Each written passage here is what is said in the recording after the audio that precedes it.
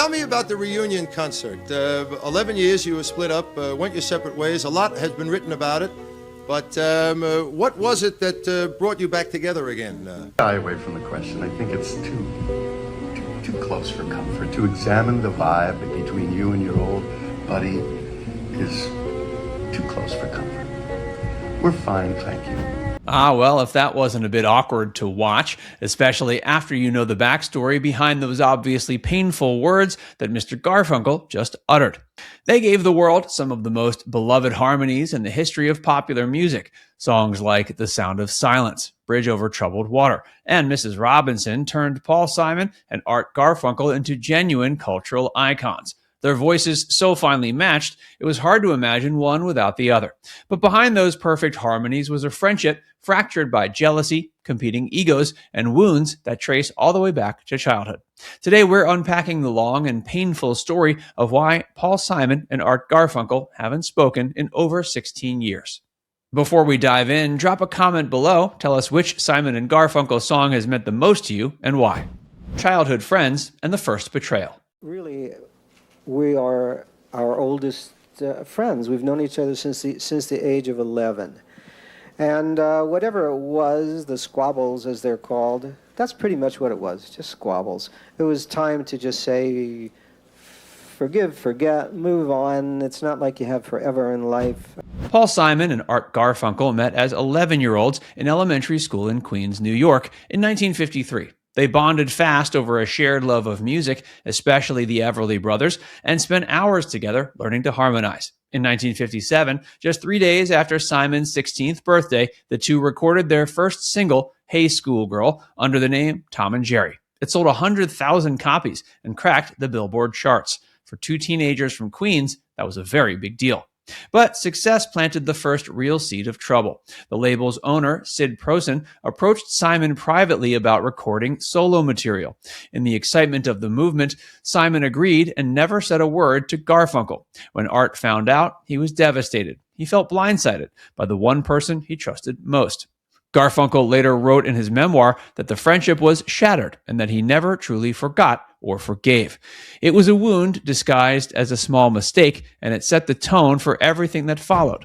The Sound of Success and its Discontents.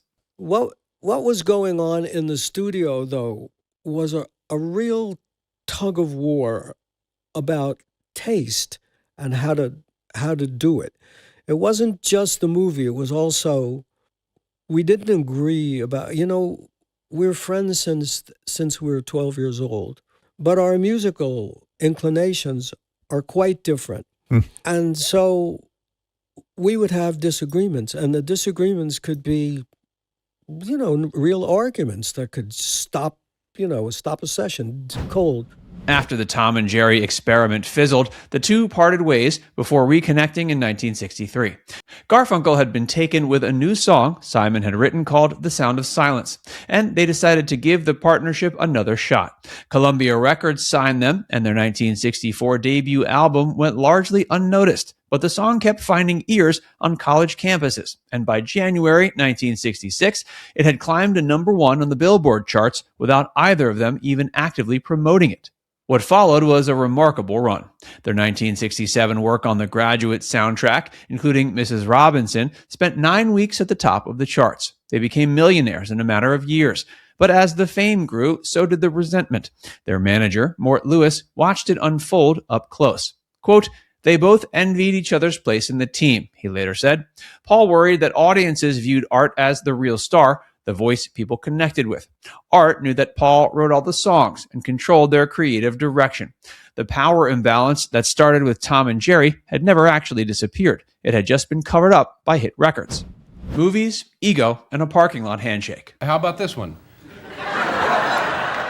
Did Art Garfunkel ever get on your nerves? Oh, he always gets on my nerves. I shouldn't say always, but periodically we get on each other's nerves. When I say periodically, I mean if we're together, then every day, probably. Director Mike Nichols cast both men in his 1970 film Catch-22. Simon's role was eventually cut from the picture, which stung. But what truly broke something between them was what came next. Garfunkel agreed to star in another Nichols project, Carnal Knowledge, which would keep him on set for 6 months. That meant Simon would be left alone to write and arrange all the new album material. Simon was furious. Quote, "He knew how I'd feel, but he did it anyway," Simon said in later years. The decision also forced Simon to confront something uncomfortable.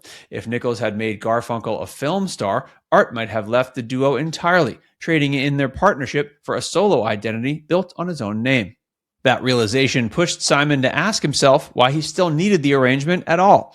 He was the songwriter. He could perform his own work. Their final concert together came in July 1970, and by most accounts, the split happened without any dramatic confrontation. They shook hands in a parking lot and went their separate ways. There was nothing left to say, and apparently neither of them felt the need to say it.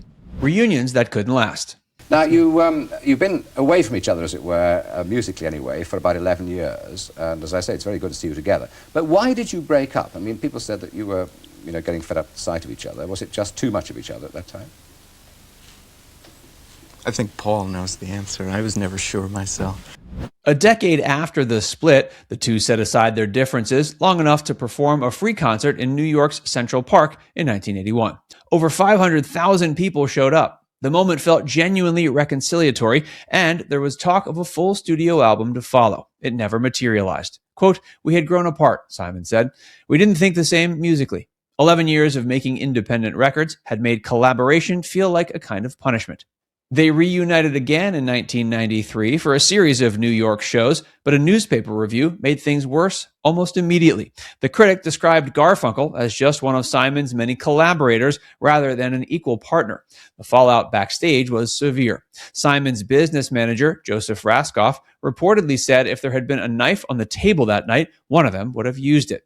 Another truce came with the 2003 Old Friends tour, and fans noted what seemed like genuine warmth between the two, but it wouldn't hold. By 2010, they were planning a major North American tour when Garfunkel's vocal cord problems, the result of a virus he caught earlier that year, forced the entire run to be canceled.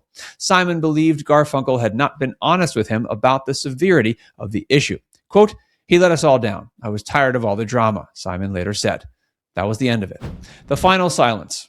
We would have broken up anyway. Right. Duos don't stay together. After the 2010 cancellation, Simon told Rolling Stone in 2016 the two, quote, "don't even talk anymore." For him, trust was simply gone. Garfunkel, for his part, has not been reaching for an olive branch. In a 2015 interview, he called Simon an idiot and a jerk for abandoning the duo at what he considered the peak of their creative powers. Asked whether he hoped they might perform together again someday, Garfunkel responded plainly, "Not particularly." The personal jabs over the years made the professional disagreements feel even more corrosive. During a photo session decades earlier, Garfunkel had said to Simon, "No matter what happens, I'll always be taller than you." Simon recalled that moment years later, noting it had hurt enough to stay with him for 60 years. These were not just two men who disagreed about music, they were two people who had spent a lifetime finding subtle ways to remind each other of perceived shortcomings. At some point, the reasons to keep trying simply ran out. The story of why Paul Simon and Art Garfunkel haven't spoken in over 16 years is ultimately a story about two people who never quite learned to trust each other from the very beginning. And whispered in the sound of silence.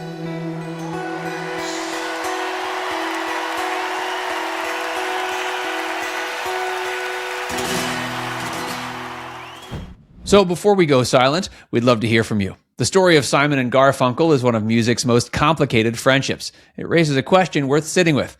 Do you think there was ever a real moment where things could have gone differently for these two? Let us know in the comments section below.